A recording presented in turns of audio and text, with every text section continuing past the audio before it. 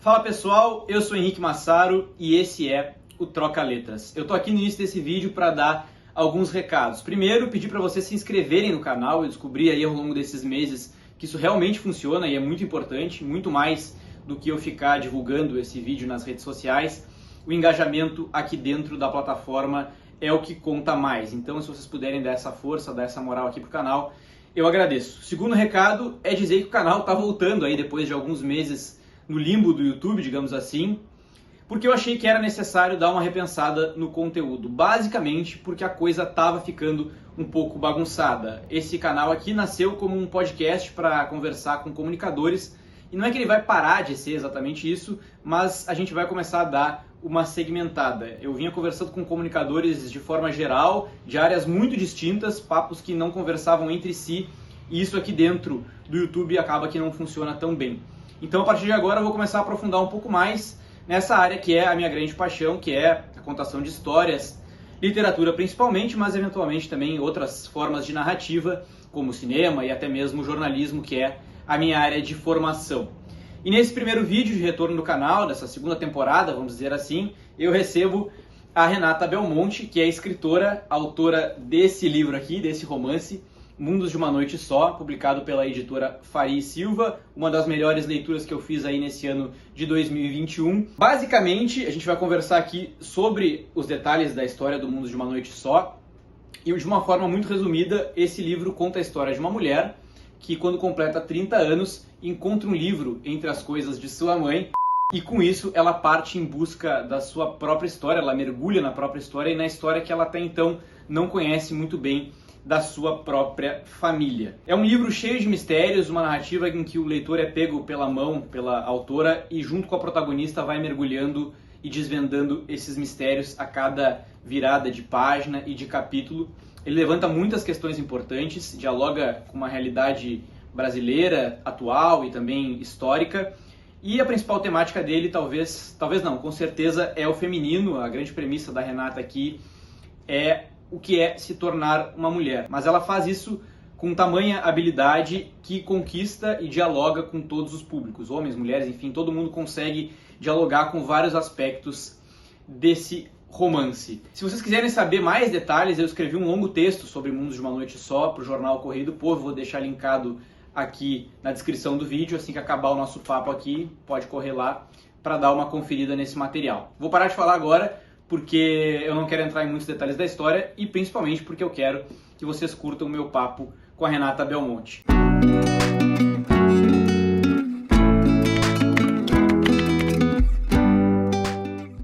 O Mundos de uma Noite Só, que está aqui na minha mão,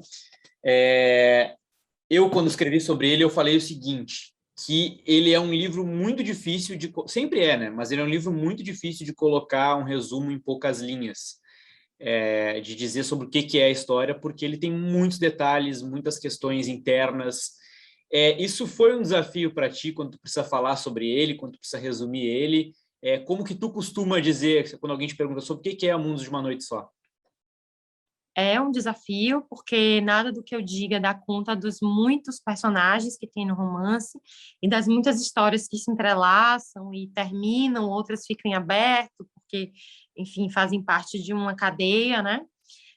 Mas existe um elo entre essas histórias e que dá origem a elas, que é o encontro da personagem principal com o livro Entre as Coisas de Sua Mãe.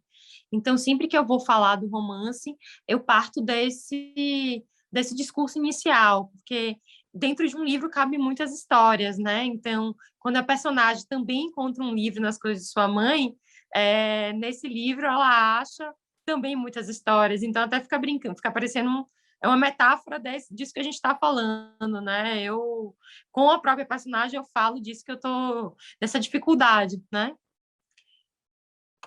Sim, eu sei bastante sobre a história do livro, a gente conversou bastante sobre isso já, mas uma questão que eu acho que eu não te perguntei naquela outra oportunidade e que eu acho que eu te perguntei, eu não lembro exatamente de qual era a resposta, que é da onde essa história foi sendo produzida ao longo de muito tempo, né? Tu tem uma história com esse livro bem extensa, assim, mas que é de onde surgiu a ideia inicial dessa história especificamente? Então, que eu me recorde, eu sempre quis escrever um romance de formação, porque eu queria fazer alguma coisa do feminino, alguma coisa que partisse da minha experiência de me tornar uma mulher, mas as ideias centrais, elas surgiram de em momentos diferentes. Que foi uma experiência que eu tive, eu fiz um voo, e eu sentei ao lado de um voo internacional, muitos anos atrás, ainda era no final da minha adolescência, e eu me sentei ao lado de uma pessoa que atraiu muitos olhares durante esse voo, e eu pude me compadecer da condição dessa pessoa, e a partir disso quis vivenciar um pouco o que era estar na pele dela, e essa pessoa deu origem a um dos principais personagens do livro. Uma outra situação foi que eu fui fazer uma visita numa casa e vi que na casa da pessoa, enfim, tinham vários porta-retratos com fotos de artistas. E isso me causou também um interesse, né? Essa relação pessoal de alguém com um mundo mágico dentro da sua casa, né? E a partir desses pequenos encontros que eu fui tendo com a realidade, na casa de meus pais também tem um espaço que é todo cheio de porta-retratos, enfim. Eu pensei muito sobre o poder da fotografia, o que significa ter fotos em casa, o que isso diz para quem está crescendo e não conheceu os seus antepassados, aquela imagem de uma avó, de um avô que você não conheceu, mas só através de um retrato. Então, eu fui investigando a construção da imagem na formação de uma mulher, né? A transmissão do fio de feminilidade também foi algo que me interessava muito, saber como uma mulher se torna uma mulher, como é esse processo de aquisição da gramática do feminino. Então, foram a partir dessas premissas. A gente tem, as pessoas têm dito, acho que tu inclusive fala isso, que ele é um livro, mais do que um livro sobre ser mulher, é um livro sobre se tornar mulher, né? Isso é uma Isso. frase que tem sido bastante dita e que faz todo sentido, e que eu não vou dizer por quê, porque as pessoas precisam ler o livro para entender o que isso quer dizer. Mas uma coisa que me chama a atenção é que ele a gente já falou sobre isso também, ele é um livro que fala sobre muitas questões, como eu disse, do feminino. Porém, ele não é uma literatura panfletária ou que só mulheres vão se identificar. Que nada contra escrever livros assim, mas ele não é assim. Ele é um livro que qualquer pessoa, de qualquer gênero, pode se identificar com as questões que estão aqui. Isso foi intencional? Como é que tu percebe essa relação que foi criada? Eu acho que a literatura é um dos poucos espaços da absoluta liberdade e é um espaço que, diferente da maioria das outras artes, ele lhe permite que você possa ir dentro do personagem antes de conhecê-lo por fora, né? Então, e é justamente nessa grande possibilidade que a palavra escrita nos permite, que a gente é capaz de ultrapassar estereótipos e construções muito perfeitas do que é o outro. E eu acho que isso é uma coisa que faz muita falta no tempo que a gente vive. Os estereótipos, eles dominam a cena das discussões, né? Tanto para o bem quanto para o mal. Então, assim, a gente vê que uma mesma pessoa, às vezes, ela não precisa falar nada, que já existe uma leitura de mundo sobre ela, que hoje em dia é tomada como absoluta, sem considerar as circunstâncias em que ela cresceu, viveu, sem escutá-la, e eu não acredito em nenhuma comunhão humana sem a palavra como intermediadora. Então, foi muito nesse sentido de fazer com que o leitor pudesse também se deparar com o desconhecido que há no outro e escutá-lo, né? É um fluxo de consciência, então você vai descobrindo os personagens a partir dos sentimentos deles, né? Ações e sentimentos, e não a partir do modo como eles escolhem se vestir, se portar, estar no mundo, né? As escolhas estéticas do livro são no sentido de tentar traduzir os sentimentos daquelas figuras, né? Então, foi pensado, sim. Eu sempre digo que eu sou uma mulher feminista. Eu acredito que, enfim, igualdade de gênero e tudo mais, Mas eu, no meu livro, eu estava muito mais disposta a apostar numa viagem, numa parceria com o leitor, e foi isso que eu propus, né? Eu acho que a literatura ainda é um dos poucos lugares em que esse tipo de experiência é possível, assim, né? De estar na pele do outro, e eu não sei se tu concorda com isso. Eu concordo totalmente, assim, eu acho que o cinema também ele concede essa experiência, mas com a diferença de que no cinema você já recebe os personagens com uma aparência física que invariavelmente pode lhe levar a fazer leituras sociais daquele corpo, né? E na literatura você, como eu acabei de dizer, você tem essa absoluta liberdade de já entrar na mente, sem precisar passar por essa coisa da aparência, né? Da estética. E, enfim, e tudo isso eu acho que você consegue aproveitar muito. É muito rico, né? Essa concessão que nos é dada. O Mundus, ele tem uma forma, vamos dizer assim, que ele leva ao que eu chamei, quando eu escrevi sobre ele, de uma prosa vertiginosa, assim, né? Ele é muito difícil começar a leitura dele, eu acho que todo mundo passa por isso, sem ficar um pouco confuso no início, assim. E a gente logo percebe que é um pouco proposital, até que em determinado momento não tem mais volta, assim, tu já está dentro da história e, enfim, a história te capturou e tal. Tu recebe muito esse retorno das pessoas dizerem isso e de fato foi intencional? Sim, eu estou muito cansada de coisas esquemáticas, estou muito cansada de personagens desenhados para agradar um certo tipo de público. Eu acho que a arte ela foge do próprio artista, né? Ela é soberana, ela se apresenta como ela deseja, e eu particularmente adoro topar desafios, adoro autores e cineastas que me desafiem, e que me permitam sair de mim, né? E eu acho que o Mundo ele é escrito em vertigem, é um motivo para isso. Ele é coerente com a forma, não foi um exercício desproposital, um exibicionismo qualquer, foi algo, enfim, desejado, vivido, e eu trabalhei no sentido de permitir. A gente, no fundo, Henrique, a gente escreve o livro que a gente gostaria de ler, né? Eu queria escrever um livro que eu ficasse orgulhosa dele e que tivesse coisas que eu gosto de ver nos outros e coisas que eu quero alcançar como escritora, e o mundo foi pensado também para atender esse meu desejo, né? Eu não gosto muito de nada muito facilitador, então seria complicado alguém que tem esse gosto escrever algo facilitador, né? Eu pertenço a uma certa tradição e linhagem. Os artistas que eu mais admiro são artistas de linguagem também. Isso é super importante, tanto no cinema quanto na literatura.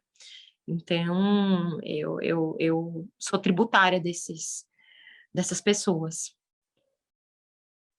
Sim. Ele tem também uma questão que é importante dizer, que é uma questão dentro da história. A história tem todo o seu curso, mas ela tem um contexto político também, né? De valores e de uma época anterior do Brasil, e aí tem uma certa loucura, são valores que meio que voltaram, assim, bem na época da publicação dele.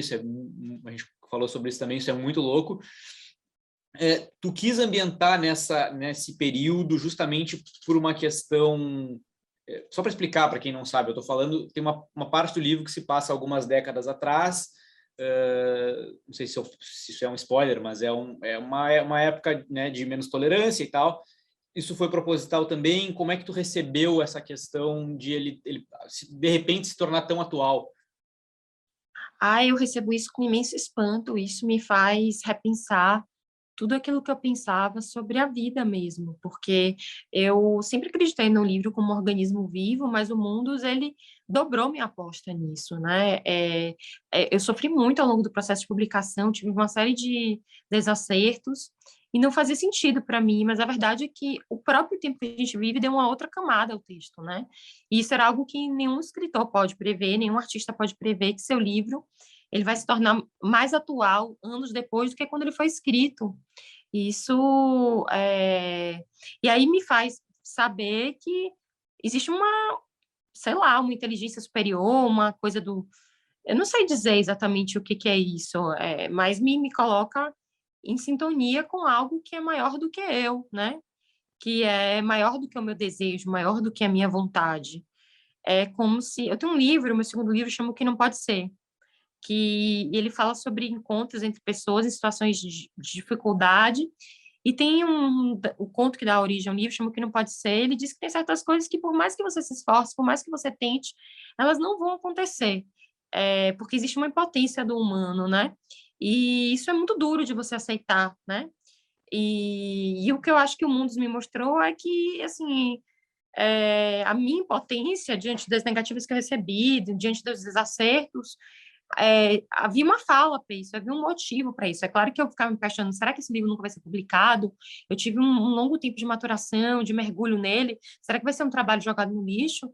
E agora eu falo, não foi, tipo, é porque o tempo dele nascer, não sou eu que escolho, é que nem quando você fica grávida, a criança nasce a qualquer momento, a gente nunca sabe o que será.